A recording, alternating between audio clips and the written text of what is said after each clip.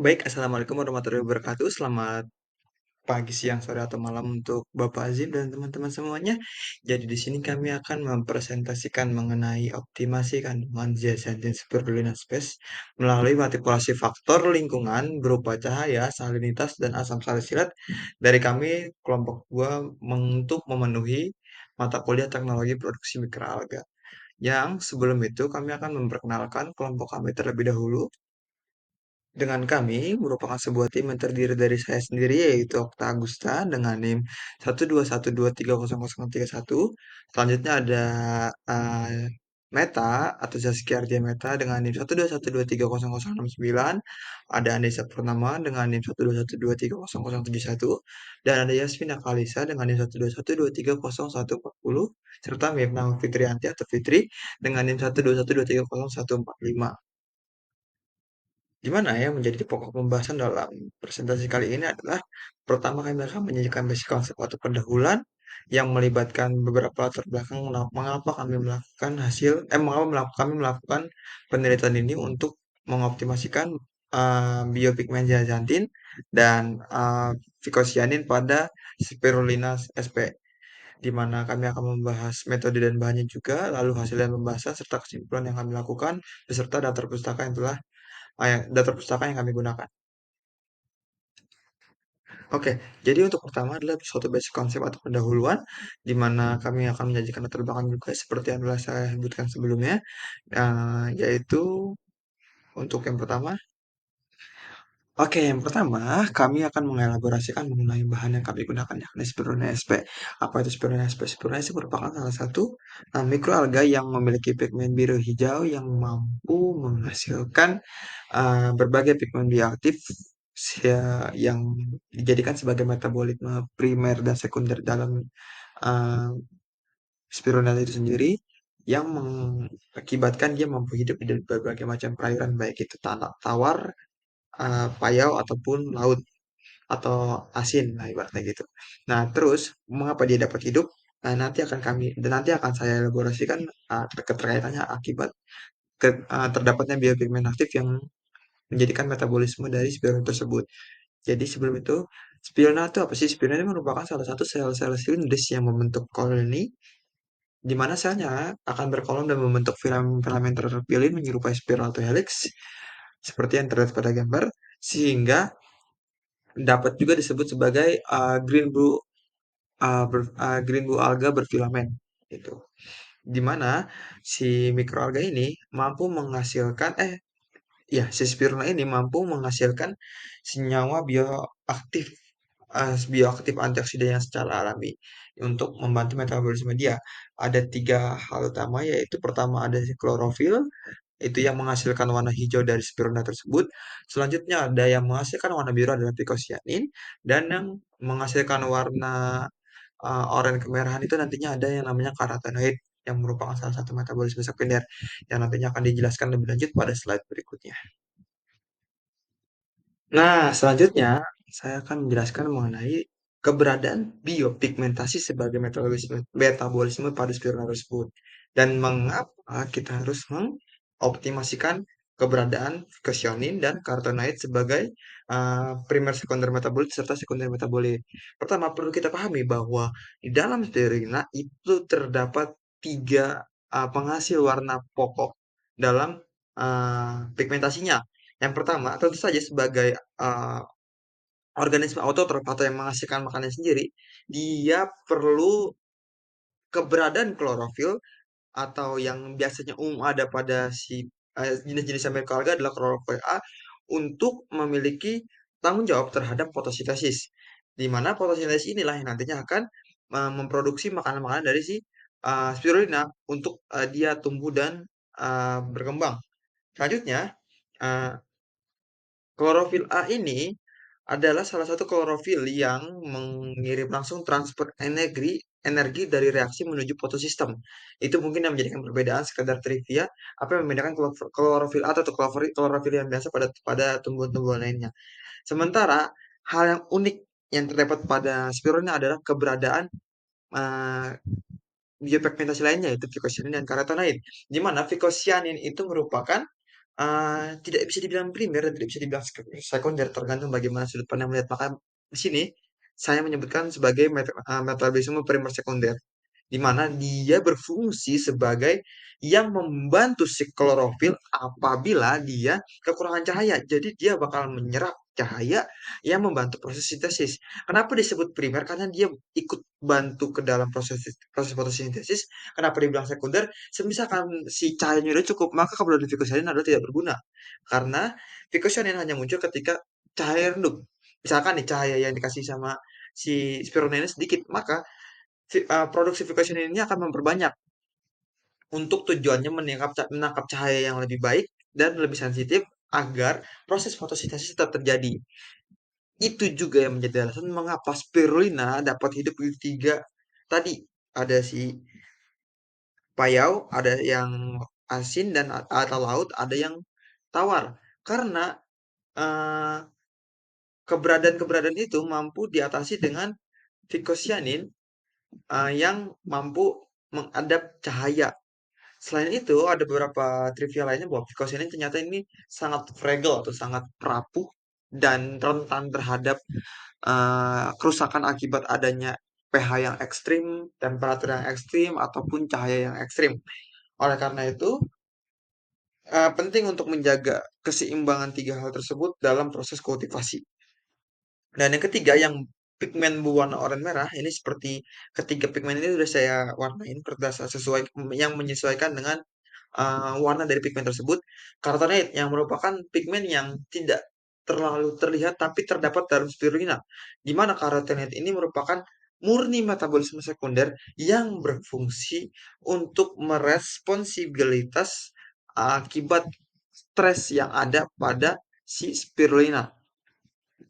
Di mana spirulina ini, karotenoid ini memiliki banyak kandungan seperti zeaxanthin, ada beta karotin, lutein, dan kandungan-kandungan lainnya yang dapat diekstrak dari si spirulina tersebut.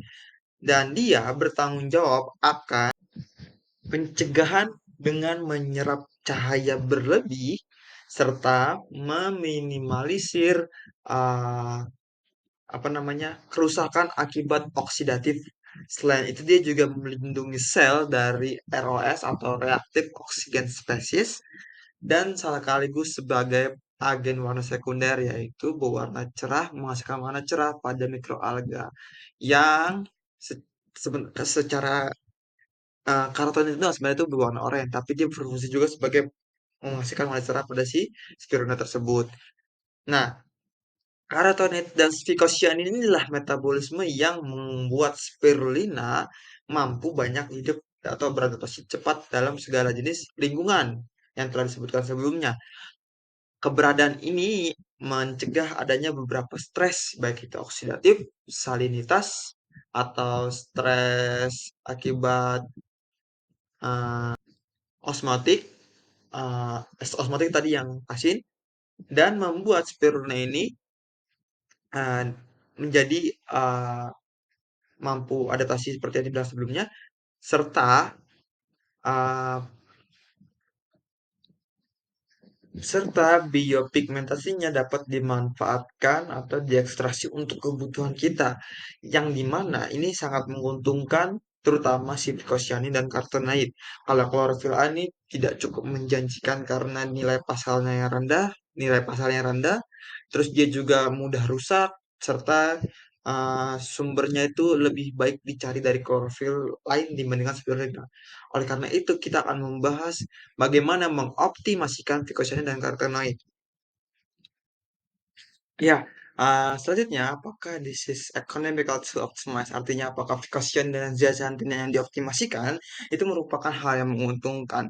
Vicocyanin dan zeaxanthin atau carotenoid yang menghasilkan zeaxanthin itu salah satu pigmen yang telah yang terdapat pada si spirulina tersebut. Di mana vicocyanin ini mampu berfungsi sebagai tentu saja dia memiliki fungsi sebagai pigmen yang menghasilkan warna biru. Dia juga merupakan salah satu antioksidan yang sangat stabil dan aman. Dia juga merupakan salah satu pewarna kosmetik, tambahan antioksidan kosmetik, serta dia merupakan pharmaceutical untuk menghasilkan antioksidan, antiinflamasi, antitumor, neuroprotektif, dan imunomodulator. Ini sudah banyak diteliti. Terutama diharapkan bahwa penghasil phycocyanin itu yang bersifat alami, bukan yang berdasarkan sintetis. Oleh karena itu, mengoptimasikan produksi si phycocyanin inilah sangat menguntungkan karena bernilai jual mahal. Seberapa tinggi nilai jualnya nanti akan kita bahas di slide berikutnya. Tapi sebelum itu kita akan membahas mengenai zeaxanthin. Ketika kita tahu bahwa Vicocyan ini berguna, apakah zeaxanthin ini juga memiliki hal yang sama?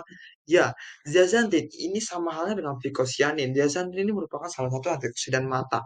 Dia salah satu suplemen yang sangat mahal dan premium untuk kesembuhan atau anti-aging terhadap mata yang mencegah degenerasi pada makula. Selain itu, dia juga bernilai tinggi karena mampu menjadi filter cahaya yang berpotensi uh, merusak retina dengan cara menyerap cahaya biru jantin itu. Selain itu, dia juga merupakan mampu menetralkan radikal bebas atau ROS di seluruh tubuh dan tidak hanya di mata. Dia juga merupakan antiinflamasi juga, tapi dia lebih cenderung ke uh, proses untuk egg related atau kayak berhubungan dengan mm, pe- pencegah penuaan makular mata atau mendegenerasikan makula pada mata seperti itu yang bernilai tinggi dan berpotensi untuk mencegah kerusakan pada retina mata. Selain itu, uh, oleh karena itu kedua hal ini sangat menguntungkan dan sangat valuable karena keduanya selain mengalami grow rate peningkatan atau high demand yang akan dibahas di slide berikutnya, dia juga memiliki function yang sangat bagus. Oke, setelah kita membahas sebelumnya how valuable, sekarang how high the demand Vicocyanin can be. Seberapa besar keinginan atau pasar dari Vicocyanin ini dapat berkembang. Jadi, dilansir dari Allied Market Research tahun 2021, nilai pasar dari Vicocyan ini mencapai 150 juta dolar pada tahun 2021. Dan dia akan terus meningkat dan mengalami peningkatan yang diprediksikan setelah satu dekade atau pada tahun 2030 nanti, dia akan mencapai 410 juta dolar dengan laju pertumbuhan tahunannya sekitar 9,5% dan ini angka yang cukup tinggi. Jadi, kita tahu bahwa Vicocyanin ini sangat menjanjikan, bukan hanya secara valuable, tapi juga nilai pasar yang sangat melonjak. Karena pasar atau market sekarang melakukan transisi global ke arah industrial green. Jadi, keberadaan pigmentasi yang bersifat alami, antioksidan alami, serta imodulator dan antiinflamasi yang alami itu sangat dicari karena kita mulai beralih dari sintetis ke alami. Itulah mengapa banyak keinginan dari pasar dan meningkat hampir 10% dan di mana ini menjadikan optimasi dari vicocyanin akan dan zeaxanthin akan relevan yang bukan hanya bersifat efektif tapi juga memiliki aspek ekonomis yang sangat menjanjikan. Nah, ke aspek ekonomian untuk meningkatkan nilai pasar itu bukan cuma berlaku pada si zeaxanthin, bukan cuma berlaku pada si Picocyanin, tapi juga zeaxanthin, di mana nilai zeaxanthin ini diambil dari Grandview Research yang merupakan salah satu uh, penilaian pasar ekonomi yang di research pada tahun 2020. Zeaxanthin ini mencapai nilai pasar secara global dengan laju pertumbuhan yang sangat besar, yaitu dinilai di angka 7,1%, di mana pada tahun 2010 dia mencapai angka 95 juta dolar dan akan terus meningkat sampai di angka 150 juta, maaf, sampai di angka 210 juta di tahun 2030.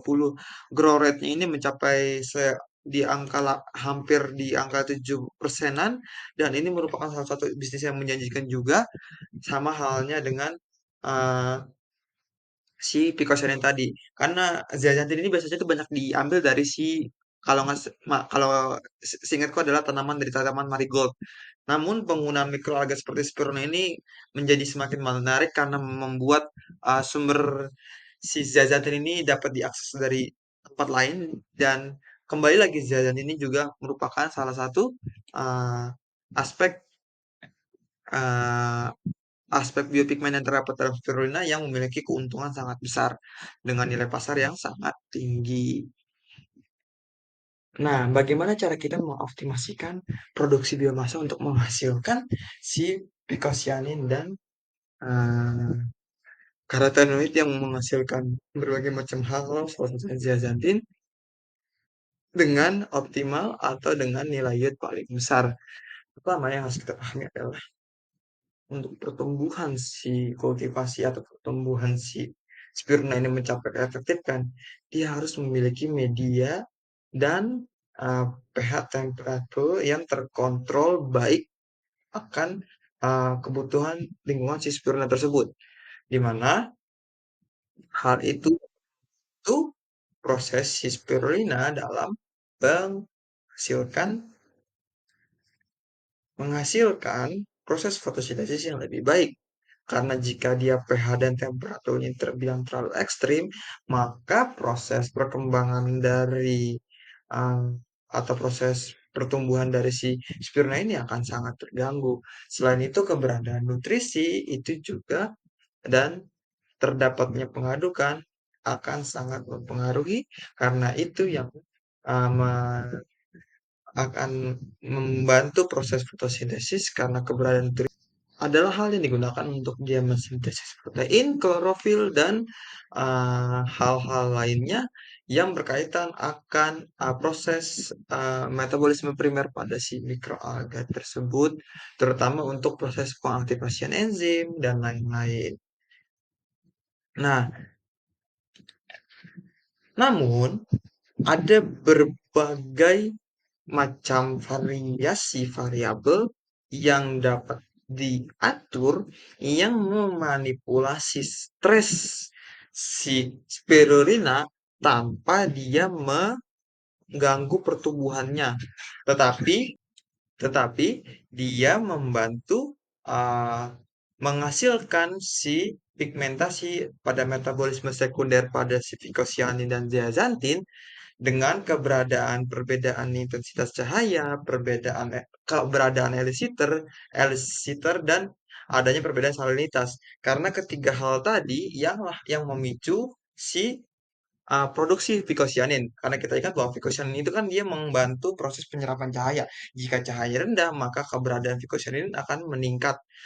Sementara untuk Elicitor dan salinitas itu lebih erat kaitannya pada karotenoid. Karena Elicitor dan salinitas itu menyebabkan adanya stres oksidatif dan stres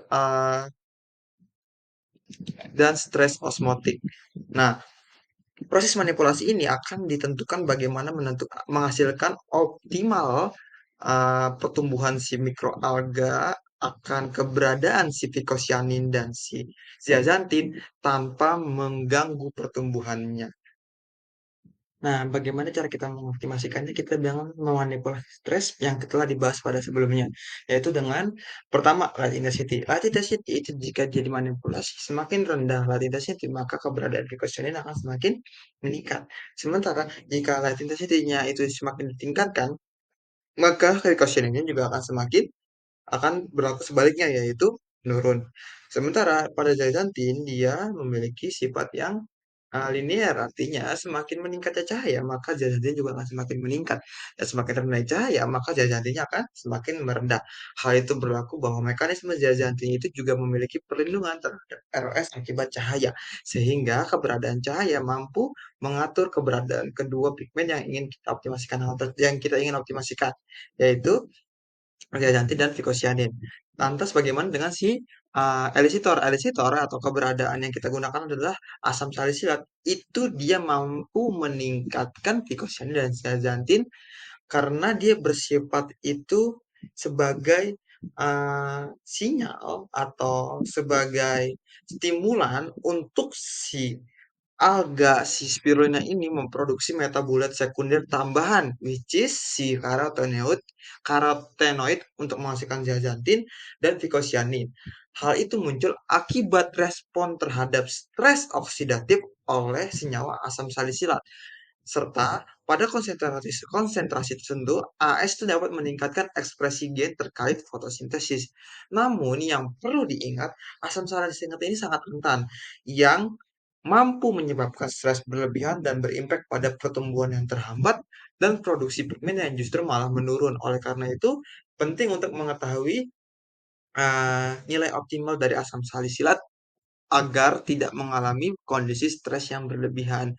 Sementara pada salinitas, dia berlaku sama terhadap seperti eksitor, bedanya kalau salinitas itu ya salinitas itu menyebabkan stres osmotik, sementara kalau si asam salisilat itu dia menyebabkan stres oksidatif. Dan salinitas ini dia tidak berimpak besar pada vicocyanin, namun dia lebih cenderung pada zeaxanthin karena dengan semakin meningkatnya salinitas, maka zeaxanthin itu otomatis akan semakin meningkat sebagai wujud proteksi membran si uh, spirulina tersebut. Namun, ketika salinitas ini juga terlalu rendah, maka dia juga bisa mengganggu kestabilan ionik dan metabolisme yang normal. Oleh karena itu sebenarnya salinitas itu juga dibutuhkan. Seberapa tingginya itu yang akan kita tentukan berdasarkan proses percobaan yang akan kami lakukan.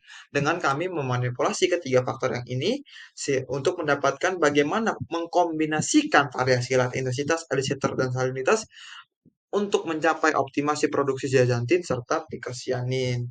Yang selanjutnya akan dibahas mengenai metode dan bahan yang akan kami lakukan, serta bagaimana kira-kira uh, uh, manipulasi atau variasi variabel yang mana yang menghasilkan yield paling besar.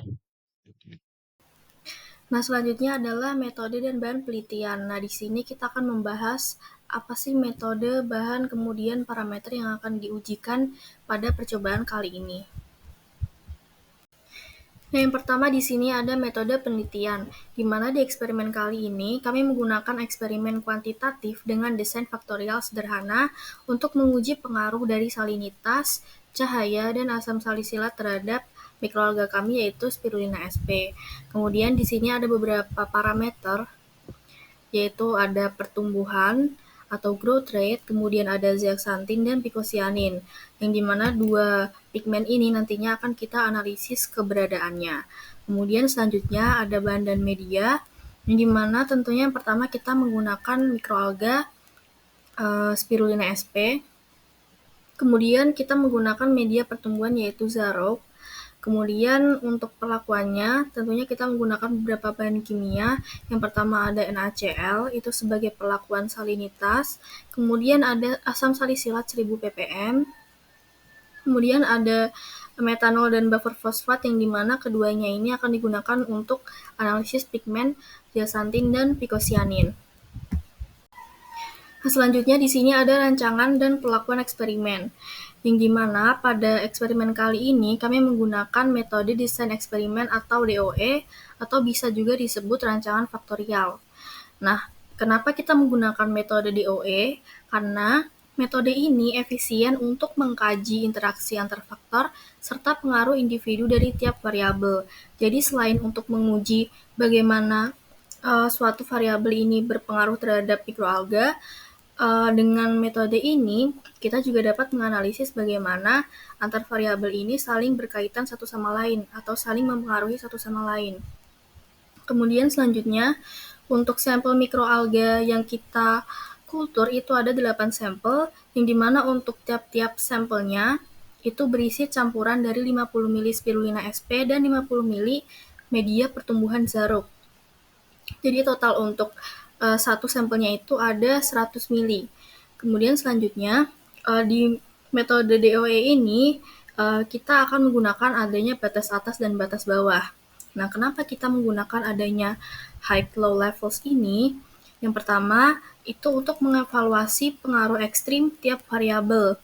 Karena tadinya kita menggunakan adanya batas atas dan batas bawah yang merupakan nilai ekstrim. Kemudian juga untuk mendeteksi interaksi antar faktor, karena tadi kita ada menggunakan beberapa faktor. Ada salinitas, kemudian asam salisilat, dan yang tadi telah disebutkan. Kemudian selanjutnya yaitu untuk menyederhanakan eksperimen secara efisien tanpa harus menguji semua nilai di tengah. Jadi kita yang tadinya harusnya um, mengecek untuk banyak sampel, dengan metode DOE ini kita bisa hanya mengecek di batas atas dan batas bawah untuk efisiensi dari eksperimen. Selanjutnya, untuk faktor yang diuji itu kita ada 3 faktor. Yang pertama ada salinitas, kemudian ada intensitas cahaya, dan konsentrasi asam salisilat. Nah, karena tadi kita menggunakan metode DOE, tentunya kita menggunakan adanya batas atas dan batas bawah, yang dimana batas yang kita gunakan ini tentunya sudah kita riset terlebih dahulu menggunakan literatur yang ada, menyesuaikan dengan kondisi dari mikroalga yang kita gunakannya itu Spirulina sp. Kemudian yang pertama itu ada salinitas, yang dimana untuk batas bawahnya itu kita menggunakan 5 ppt dan batas atasnya itu ada 15 ppt. Kemudian untuk intensitas cahayanya itu kita menggunakan batas bawahnya itu ada 600 lux dan batas atasnya itu ada 1200 lux. Kemudian untuk yang ketiga ada konsentrasi asam salisilat, yang dimana untuk batas bawahnya itu kita menggunakan 1 mili dan batas atasnya itu 2 mili. Yang dimana untuk asam salisilatnya ini kita menggunakan asam salisilat 1000 ppm. Jadi berdasarkan apa yang telah dijelaskan, untuk pelakuan eksperimennya ini kita ada 4 sampel pertama dengan penambahan NaCl sebesar 0,5 gram, karena tadi untuk batasannya itu ada di 5 ppt, kemudian asam salisilatnya itu dengan penambahan 1 mili dan dikultur dalam intensitas cahaya 600 lux. Kemudian untuk 4 sampel yang kedua, itu kita menggunakan penambahan NaCl sebesar 1,5 gram, yang dimana di batas atasnya itu tadi disebutkan di 15 ppt. Kemudian untuk asam salisilatnya itu ditambahkan sebanyak 2 mili dan dikultur di intensitas cahaya 1200 lux. Dan untuk keempat sampel pertama maupun kedua ini semuanya dilakukan pelakuan statis selama 7 hari. Dan kemudian akan dianalisis lebih lanjut. Nah, selanjutnya adalah pemanenan dan analisis sampel. Jadi setelah 7 hari di kultur, kulturnya itu akan dipanen, di mana kita akan mengambil sebanyak 10 mili dan kita masukkan ke dalam tabung sentrifugasi. Kemudian sampel yang telah kita ambil tadi disentrifugasi pada 6000 ppm selama 15 menit. Nah, setelah disentrifugasi tentunya akan membentuk adanya supernatan dan pellet yang terpisah. Nah, kemudian untuk supernatannya itu akan dibuang dan pelletnya ini digunakan untuk bahan proses ekstraksi maupun untuk menentukan dari biomasanya. Nah, di sini ada foto dari sampel yang sudah kami beri perlakuan, yaitu ada 8 sampel. Nah, setelah disentrifugasi, kita akan melakukan adanya ekstraksi pigmen, yang dimana tadi kan kita akan menganalisis 2 pigmen, yaitu ada zeaxanthin dan picocyanin.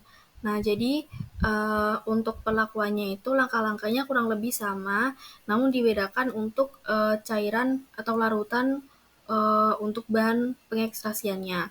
Jadi untuk zeaxanthin itu menggunakan metanol, sedangkan untuk picocyanin itu menggunakan buffer fosfat.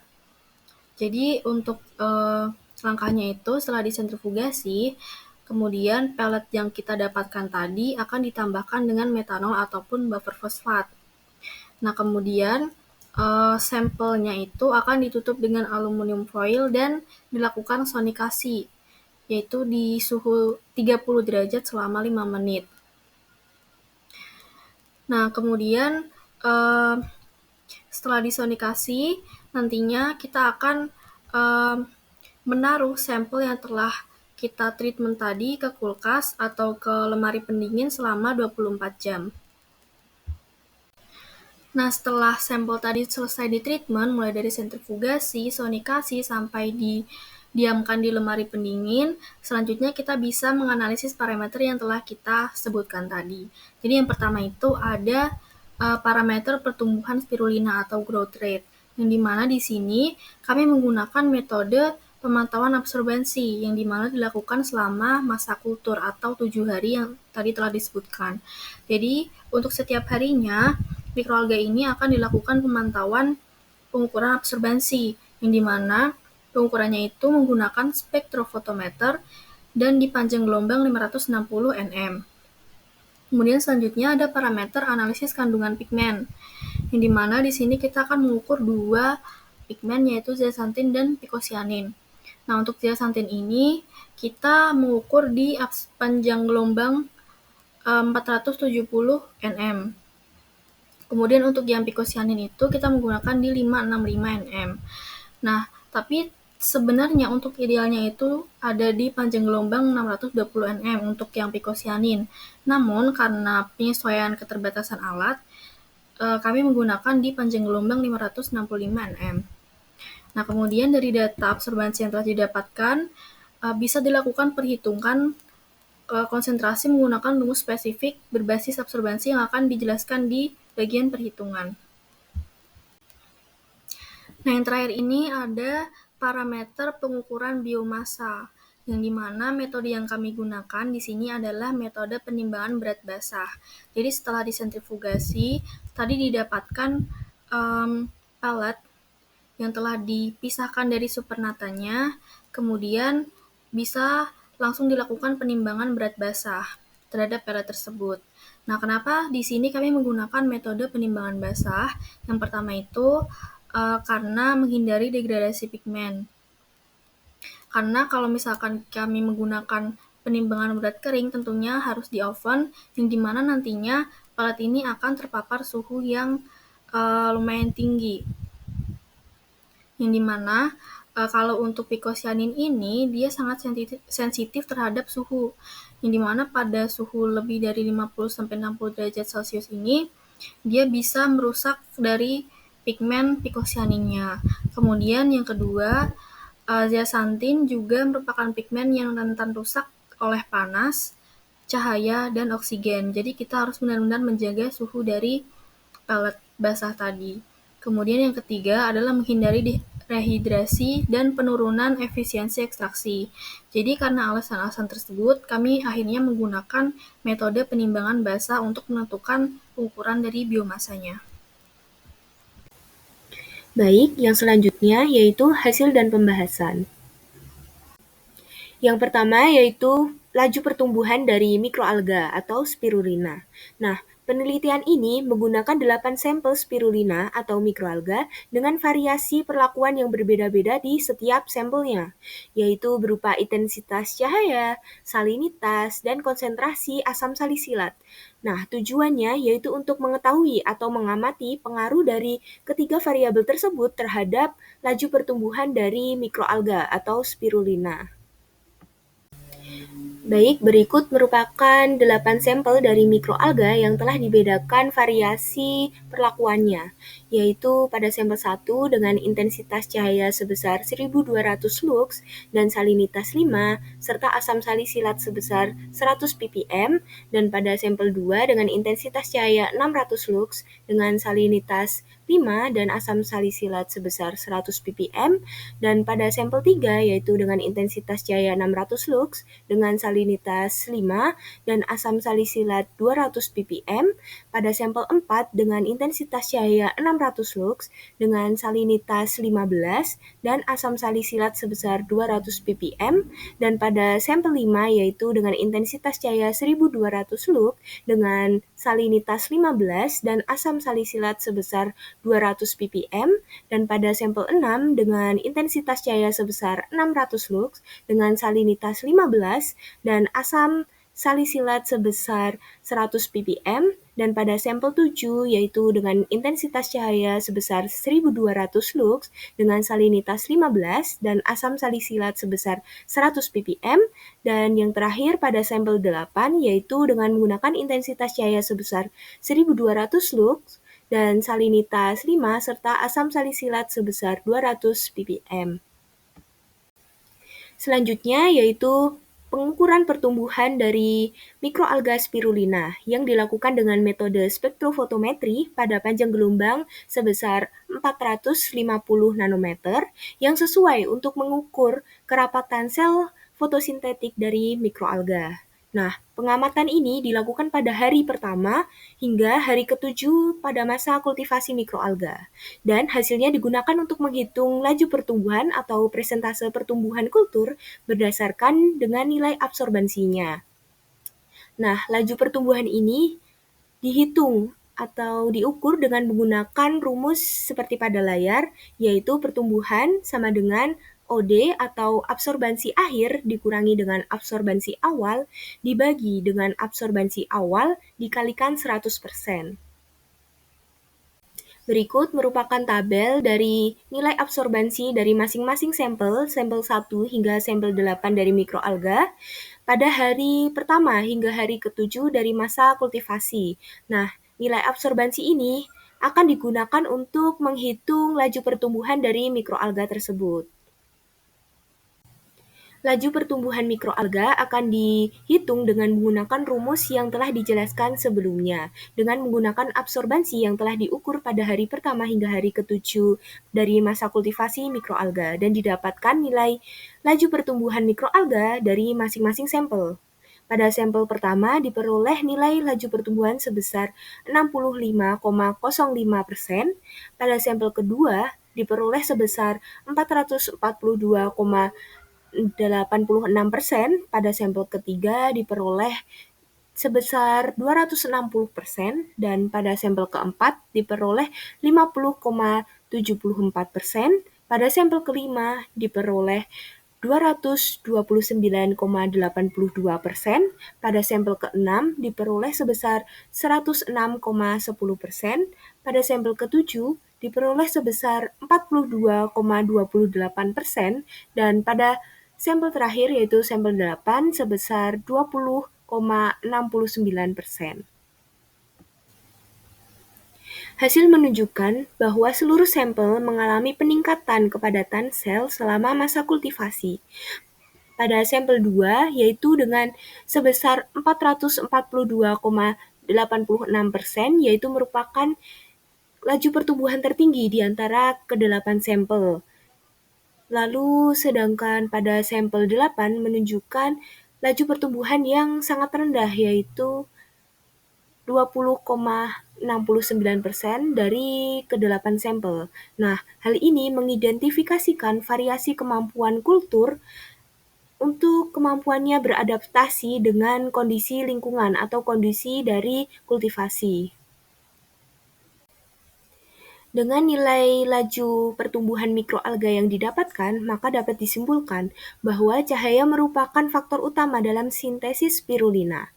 Intensitas yang terlalu tinggi seperti 1200 lux pada sampel 8 dapat mengurangi efisiensi dari fotosintesis karena kelebihan energi yang tidak terserap secara optimal. Dan sebaliknya, pada cahaya sebesar 600 lux pada sampel 2 terbukti mendukung fotosintesis dengan efisien tanpa mengganggu metabolisme spirulina. Pada sampel 2, yaitu dengan menggunakan asam salisilat sebesar 100 ppm menunjukkan pertumbuhan yang relatif tinggi. Pada konsentrasi ini, asam salisilat mampu menstimulasi metabolisme tanpa menyebabkan stres fisiologis sehingga proses pembelahan sel berjalan secara optimal. Dan sebaliknya, pada sampel 8, dengan menggunakan asam salisilat sebesar 200 ppm, pertumbuhan jauh relatif lebih rendah, kemungkinan akibat tekanan metabolik yang berlebih yang mengganggu kerja enzim dan menurunkan laju pembelahan. Kombinasi cahaya dan dosis asam salisilat yang moderat terbukti paling efektif dalam mendukung pertumbuhan dari spirulina atau mikroalga secara optimal. Baik, yang kedua yaitu kandungan zeaxanthin pada variasi kultivasi mikroalga. Nah, zeaxanthin ini merupakan salah satu jenis xanthofil atau karotenoid teroksigenasi yang diproduksi oleh spirulina sebagai bagian dari mekanisme perlindungan sel terhadap stres oksidatif, terkhususnya pada paparan cahaya yang tinggi. Sehingga pada paparan cahaya yang tinggi, maka kandungan zeaxanthin ini akan meningkat atau relatif lebih banyak.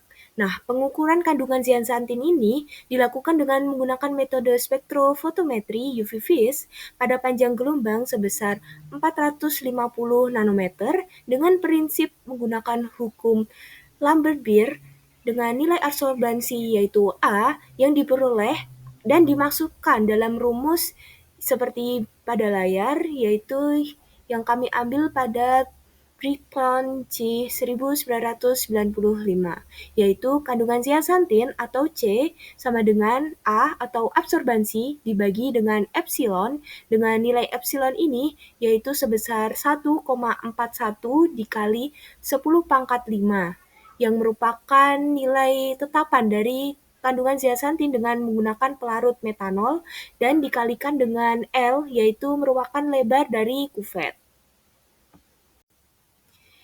Berikut merupakan hasil kandungan dari zeaxanthin dari masing-masing sampel dengan menggunakan rumus yang telah dijelaskan sebelumnya, yaitu pada sampel 1 dengan kandungan zeaxanthin sebesar 3,504 mg per liter, pada sampel 2 yaitu sebesar 1,698 mg per liter, pada sampel 3 yaitu sebesar 3,481 mg per liter, pada sampel 4 sebesar 3,445 mg per liter, lalu pada sampel 5 sebesar 2,683 mg per liter, dan pada sampel 6 yaitu sebesar 0,649 mg per liter, pada sampel 7 yaitu sebesar 2,150 mg per liter, dan yang terakhir yaitu pada sampel 8 sebesar 2,517 mg per liter.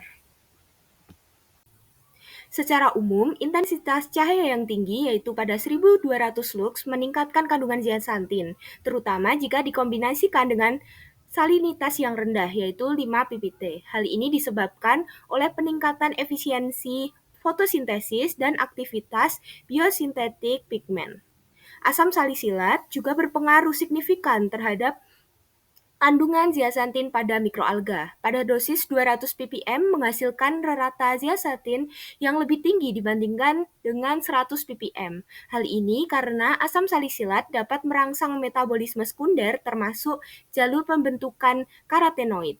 Salinitas rendah seperti 5 ppt mendukung produksi zeaxanthin yang lebih tinggi atau lebih baik dibandingkan dengan salinitas yang tinggi, yaitu 15 ppt, yang cenderung menghambat pertumbuhan dan metabolisme.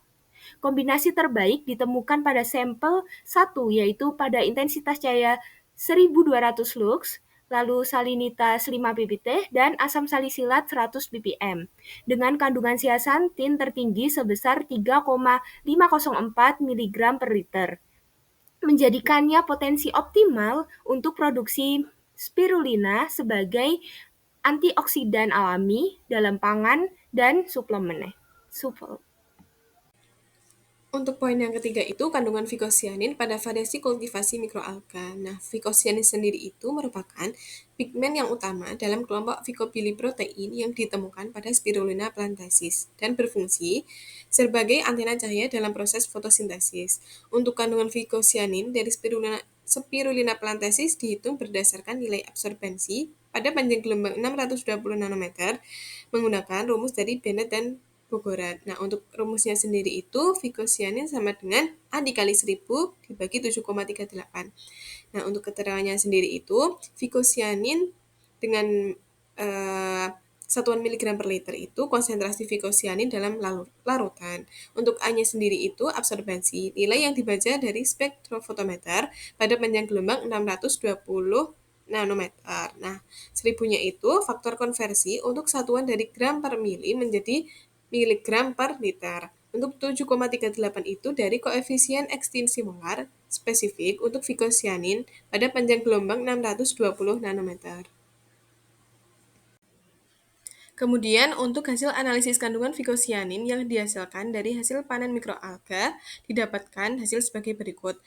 Untuk hasil dari sampel 1 sampai 8 dengan nilai absorbansi dengan panjang gelombang 620 nanometer pada sampel pertama itu 0,072 dengan konsentrasi fikosianinnya itu 9,76 mg per liter. Untuk sampel 2 itu nilai absorbensinya 0,090.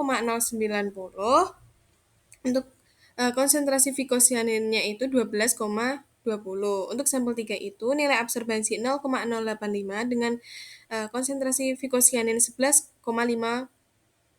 Untuk sampel 4 itu nilai absorbensinya 0,070 dengan konsentrasi fikosianin 9,49. Untuk sampel 5 itu absorbensi 0,080 dengan konsentrasi fikosianin 10,84. Untuk sampel 6 itu nilai absorbensinya 0,066 dengan konsentrasi fikosianin 8,94. Untuk sampel 7 dengan nilai absorbensi 0,056 dengan konsentrasi fikosianin 7,59. Untuk sampel yang terakhir itu sampel 8 dengan nilai absorbensi 0,067 dengan konsentrasi fikosianin 9,08. Kemudian disimpulkan, penelitian menunjukkan bahwa kandungan fikosianin yang tinggi lebih dari 10 mg per liter ditemukan pada sampel 2, 3, dan 5. Nah, untuk sampel 2 sendiri dengan intensitas cahaya 600 lux dengan salinitas 5 ppt, asam salisilat 100 ppm menunjukkan bahwa intensitas cahaya yang sedang dengan salinitas rendah dan dosis asam salisilat yang tepat sudah cukup untuk meningkatkan produksi fikosianin. Sementara pada sampel 3 dengan intensitas cahaya 600 lux dengan salinitas 5 ppt, asam salisilat 200 ppm, dan sampel 5 dengan intensitas cahaya 1200 lux dengan salinitas 15 ppt, asam salisilat 200 ppm, menunjukkan bahwa dosis asam salisilat 200 ppm juga efektif dalam mendukung sintesis pigmen ini, bahkan saat intensitas cahaya yang tinggi. Namun, perlu dicatat bahwa intensitas cahaya yang terlalu tinggi seperti 1200 lux dapat menimbulkan stres cahaya jika tidak diimbangi dengan kondisi lingkungan lain yang mendukung. Nah, fikosianin sendiri itu pigmen yang penting dalam spirulina dan produksinya dipengaruhi oleh faktor lingkungan seperti cahaya dan nutrisi. Penggunaan dosis asam salisilat yang tepat dapat membantu mengaktifkan proses pembentukan pigmen ini. Cahaya sedang dan nutrisi yang cukup juga mendukung proses fotosintesis sehingga membantu akumulasi fikosianin secara maksimal. Kemudian untuk poin yang keempat itu kandungan biomasa dalam setiap sampel. Nah, didapat data berat biomasa tiap sampel dari sampel 1 sampai 8. Untuk sampel yang pertama itu didapat biomasa 0,472 gram per tabung. Untuk sampel kedua itu 0,494 gram per tabung. Untuk sampel 3 0,533 gram per tabung. Sampel 4 0,460 gram per tabung. Sampel 5 0,481 gram per tabung. Untuk sampel 6 itu 0,341 gram per tabung, sampel 7 0,346 gram per tabung, dan sampel yang terakhir sampel 8 itu dengan biomasa 0,412 gram per tabung. Kemudian disimpulkan dari hasil penelitian dan data yang diperoleh menunjukkan bahwa kombinasi intensitas cahaya, salinitas, dan konsentrasi asam salisilat sangat berpengaruh pada pertumbuhan biomasa spirulina. Nah, biomasa tertinggi diperoleh pada perlakuan cahaya 600 lux dengan salinitas 5 ppt dan asam salisilat 200 ppm pada sampel 3 dengan hasil sebesar 0,533 gram per tabung. Nah, ini menunjukkan bahwa cahaya sedang dan salinitas rendah yang dipadukan dengan dosis asam salisilat yang tinggi merupakan kombinasi yang baik untuk mendukung pertumbuhan spirulina. Sebaliknya, pada kondisi salinitas tinggi 15 ppt dan asam salisilat rendah 100 ppm seperti pada sampel 6 dan 7 yang didapat biomasa dihasilkan paling rendah. Hal ini menandakan bahwa salinitas tinggi dapat menghambat pertumbuhan apabila tidak diimbangi dengan pemberian asam salisilat dalam jumlah yang cukup. Secara keseluruhan, kombinasi cahaya 600 lux dengan salinitas 5 ppt dan asam salisilat 200 ppm adalah kondisi paling optimal untuk produksi biomasa dalam penelitian ini. Baik, selanjutnya yaitu mengenai pengaruh intensitas cahaya, salinitas, dan asam salisilat terhadap optimasi produksi zeaxanthin dan vicocyanin. Nah, pada grafik gambar tersebut menunjukkan fluktuasi konsentrasi zeaxanthin dan vicocyanin pada 8 sampel spirulina plantensis yang diberi perlakuan berbeda, mencakup variasi intensitas cahaya 600 dan 1200 lux, salinitasnya dengan 5 dan 15 ppt, serta konsentrasi asam salisilat dari 100 dan 200 ppm. Dengan variasi perlakuan ini dimaksudkan untuk mengkaji respon fisiologis mikroalga terhadap tekanan lingkungan dalam meningkatkan produksi pigmen bioaktif, di mana pada grafik tersebut, variasi konsentrasi asam salisilat dari 100 mili ke 200 mili memberikan dampak berbeda terhadap produksi zeaxanthin dan vicocyanin.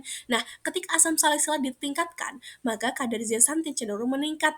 Misalnya, sampel 6 dengan 100 mili asam salisilat hanya menghasilkan zeaxanthin sebesar 0,649 mg per liter, sementara sampel 4 yang menggunakan 200 mili menunjukkan peningkatan hingga 3,445 mg per liter. Hal ini mengindikasikan bahwa kadar asam salisilat yang lebih tinggi dapat memicu stres ringan pada sel mikroalga, sehingga mendorong membentukannya pigmen antioksidan seperti zeaxanthin sebagai mekanisme perlindungan. Sebaliknya, peningkatan asam salisilat justru menyebabkan penurunan konsentrasi dari vicocyanin.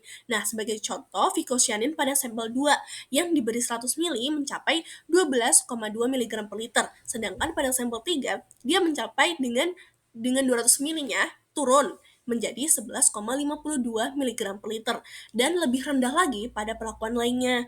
Ini menunjukkan bahwa vicocyanin lebih rentan terhadap stres akibat paparan asam salisilat dosis tinggi, sehingga produksinya dia menurun. Oleh karena itu, untuk memperoleh hasil terbaik, zeaxanthin optimal dihasilkan pada 200 mili asam salisilat, sementara vicocyanin lebih baik diproduksi pada konsentrasi 100 mili. Nah, berdasarkan data yang diperoleh, pengaturan kondisi lingkungan yang tepat itu juga sangat penting untuk memaksimalkan produksi zeaxanthin dan vicocyanin. Mengingat kedua pigmen tersebut menunjukkan respon yang berbeda terhadap perlakuan, di mana produksi zeaxanthin paling optimal ketika mikroalga diberi asam salisilat sebanyak 200 mili dengan salinitas menengah hingga tinggi 10 hingga 15 ppt dan pencahayaan intens sebesar 1200 lux. Kombinasi tersebut diyakini menciptakan stres ringan yang dapat merangsang sintesis zeaxanthin sebagai pigmen pelindung. Nah, sebaliknya, untuk vicocyanin, dia kondisi terbaik diperoleh dengan pemberian asam salisilat sebesar 100 sampai 150 mili dengan salinitas rendah sekitar 5 ppt serta intensitas cahaya antara 600 hingga 1200 lux. Karena vicocyanin lebih rentan terhadap stres lingkungan, kondisi yang lebih stabil dan tidak terlalu ekstrim akan mendukung proses pembentukannya secara optimal. Oleh sebab itu, penyesuaian terhadap konsentrasi asam salisilat, tingkat salinitas, dan pencahayaan menjadi kunci dalam mengarahkan mikroalga untuk memproduksi jenis pigmen tertentu secara efisien. Nah, perubahan tingkat salinitas dari 5 ppt ke 15 ppt menunjukkan pengaruh yang berbeda terhadap produksi zeaxanthin dan vicocyanin oleh mikroalga. Nah, untuk zeaxanthin, kenaikan salinitas tidak secara langsung menyebabkan penurunan konsentrasi. Sebagai contoh, pada sampel 3 dan 4 dengan intensitas cahaya 600 lux dan asam salisilat 200 mili, kadar zeaxanthin tetap tinggi meskipun salinitas meningkat. Masing-masingnya itu sebesar 3,481 mg per liter pada 5 ppt dan 3,445 mg per liter pada 15 ppt, di mana hal ini menunjukkan bahwa zeaxanthin masih dapat diproduksi secara optimal meskipun dalam kondisi salinitas tinggi, terutama jika faktor lingkungan lainnya itu mendukung. Bahkan, salinitas yang lebih tinggi dia memungkinkan untuk menimbulkan stres ringan yang justru merangsang pembentukan pigmen pelindung seperti zeaxanthin. Nah, sebaliknya, vicocyanin ini dia menunjukkan respon yang lebih sensitif terhadap peningkatan salinitas. Peningkatan salinitas menyebabkan penurunan kadar vicocyanin secara signifikan. Misalnya, kadar vicocyanin pada sampel 2 dengan salinitas 5 ppt adalah 12,2 mg per liter, tapi turun menjadi 8,94 mg per liter pada sampel 6 dengan salinitas 15 ppt. Nah, penurunan ini kemungkinan disebabkan oleh stres osmotik akibat kadar garam yang tinggi yang mengganggu sintesis protein pigmen tersebut. Oleh karena itu, salinitas rendah sekitar 5 ppt itu lebih sesuai untuk mendukung produksi dari vicocyanin. Sedangkan zeaxanthin dia dapat tetap stabil di kisaran salinitas 5 hingga 15 ppt jika variabel lain seperti cahaya dan asam salisilat itu disesuaikan dengan baik. Oke, kesimpulan dari data eksperimen mengenai variasi perlakuan intensitas cahaya, salinitas, dan asam salisilat itu akan memengaruhi produksi pigmen zeaxanthin dan vicocyanin secara berbeda, di mana zeaxanthin ini cenderung meningkat pada kondisi stres ringan seperti pencahayaan tinggi pada 1200 lux dengan salinitas sedang hingga tingginya itu antara 10 hingga 15 ppt dan asam salisilatnya itu 200 ppm. Nah, sebaliknya, kalau vicocyanin dia optimal dihasilkan pada kondisi yang lebih stabil yaitu pencahayaannya sedang antara 600 hingga 1200 lux dengan salinitas rendah itu 5 ppt dan asam salisilatnya 100 hingga 150 ppm. Nah, asam salisilat tinggi pada 200 ppm ini dapat menurunkan vicocyanin namun meningkatkan zeaxanthin sehingga respon antioksidan terhadap stres. Selanjutnya mengenai hubungan biomassa dan growth rate terhadap pigmen, yaitu dari pigmen zeaxanthin maupun vicocyanin, di mana survei spot pertama dia menggambarkan hubungan antara kadar zeaxanthin dengan biomassa basah dan laju pertumbuhan dari Spirulina spantensis. Berdasarkan variasi intensitas cahaya, tingkat salinitas, serta konsentrasi asam salisilat, pola grafik ini tampak berbeda dari grafik vicocyanin, di mana kadar zeaxanthin tertinggi itu pada 3,504 mg per liter, tercapai pada kondisi grow rate tinggi, lebih dari 250%, dan biomassa antara 0,50 hingga 0,53 gram per tabung. Nah, perlakuan yang menghasilkan kondisi tersebut adalah kombinasi dari intensitas cahaya tinggi pada 1200 lux dengan salinitas rendah 5 ppt dan konsentrasi 100 ppm. Zeaxanthin yang merupakan pigmen karotenoid bersifat nonpolar, berperan sebagai antioksidan pelindung dalam menghadapi tekanan oksidatif akibat paparan cahaya intensif maupun salinitas. Oleh karena itu, grafik ini mencerminkan bahwa kondisi stres ringan justru mampu memicu peningkatan sintesis zeaxanthin sebagai bentuk adaptasi mikroalga terhadap lingkungan. Meskipun nilai grow rate-nya tinggi, kadar zeaxanthin ini tetap rendah jika biomassa yang terbentuk belum optimal. Nah, hal ini menunjukkan bahwa pembentukan metabolit sekunder seperti zeaxanthin baru dapat berlangsung secara signifikan apabila biomassa telah mencapai titik akumulatif tertentu. Maka dari itu, biomassa juga menjadi indikator penting dalam menentukan kemampuan produksi pigmen bioaktif. Dibandingkan dengan vicocyanin, zeaxanthin ini menunjukkan daya tahan yang lebih tinggi terhadap stres lingkungan. Bahkan pada kondisi salinitas tinggi pada 15 ppt dan asam salisilat 200 ppm, kadar zeaxanthin masih berada pada kisaran lebih dari 3 mg per liter selama cahaya yang diberikan cukup tinggi. Ini menunjukkan bahwa spirulina dapat tetap mengaktifkan jalur biosintesis zeaxanthin dalam kondisi yang lebih menantang selama tidak melebihi ambang toleransi fisiologisnya. Nah, pada survei spot kedua, dia menyajikan representasi visual hubungan antara konsentrasi vicocyanin terhadap biomassa basah dan laju pertumbuhannya yang dibudidayakan di bawah variasi perlakuan lingkungan, di mana grafik ini menunjukkan adanya kecenderungan bahwa kandungan vicocyanin meningkat seiring dengan meningkatnya nilai grow rate dan biomassa hingga titik tertentu, di mana puncak kandungan vicocyanin yaitu sebesar 12,2 mg per liter terjadi pada kondisi di mana biomassa melebihi dari 0,49 gram dan laju pertumbuhan mencapai kisaran lebih dari 400%, sebagaimana ditemukan pada perlakuan kombinasi asam salisilat 100 ppm dengan salinitas 5 ppt serta intensitas cahaya 600 lux. Kondisi ini diduga optimal karena menghasilkan tekanan lingkungan yang cukup ringan, namun tetap mampu merangsang pertumbuhan dan metabolisme sel secara aktif.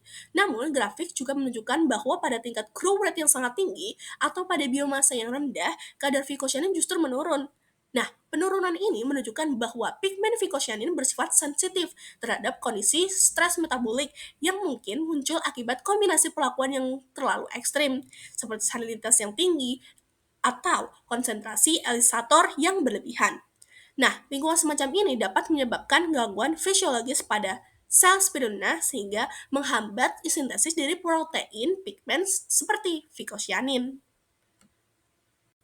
Nah, inti dari kesimpulan hubungan biomasa dan grow rate terhadap pigmen menurut data eksperimen tersebut menunjukkan bahwa zeaxanthin ini meningkat saat biomasa dan grow rate mendekati optimum, terutama pada kondisi stres ringan. Produksinya tetap tinggi, lebih dari 3 mg per liter selama pencahayaan cukup meskipun salinitas atau asam salisilatnya tinggi. Nah, di sisi lain, vicocyanin ini hanya maksimal saat grow rate tinggi dan biomasa mencukupi, tapi menurun jika stres lingkungan terlalu besar, di mana ini mengindikasikan bahwa vicocyanin lebih sensitif terhadap tekanan lingkungan, sedangkan zeaxanthin dia lebih adaptif terhadap stres dan bisa tetap diproduksi dalam kondisi yang lebih ekstrim.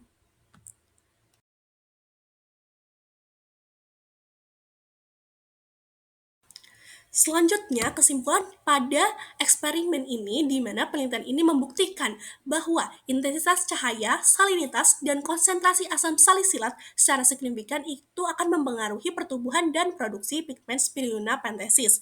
Nah, kondisi optimal untuk pertumbuhan biomasa tercapai pada intensitas cahaya 600 lux, salinitasnya 5 ppt, dan asam salisilatnya 200 ppm, di mana produksi zeaxanthin tertinggi terjadi pada intensitas cahaya tinggi pada 1200 lux, salinitas 5 ppt, dan asam salisilatnya 100 ppm yang memicu stres ringan dan merangsang sintesis pigmen pelindung. Sementara itu, vicocyanin lebih banyak dihasilkan dalam kondisi stabil, yaitu cahaya sedang pada 600 lux, salinitas rendah 5 ppt, dan asam salisilatnya pada konsentrasi 100 hingga 150 ppm, di mana spirulina menunjukkan respon berbeda terhadap faktor lingkungan tergantung jenis pigmen yang dihasilkan. Zeaxanthin optimal pada kondisi stres ringan, sementara vicocyanin memerlukan kondisi yang stabil dan moderat. Nah, pengaturan intensitas cahaya, salinitas, dan dosis dari asam salisilat secara tepat sangat penting untuk mengoptimalkan produksi biomasa dan pigmen sesuai kebutuhan. Nah, temuan ini mendukung budidaya spirulina sebagai sumber pigmen alami untuk industri pangan, kesehatan, dan bioteknologi. Berikut pustaka yang kami gunakan dan yang untuk lebih lengkapnya lagi terlampir pada makalah artikel yang telah kami susun. Demikian presentasi yang telah kami lakukan, kurang lebihnya mohon maaf.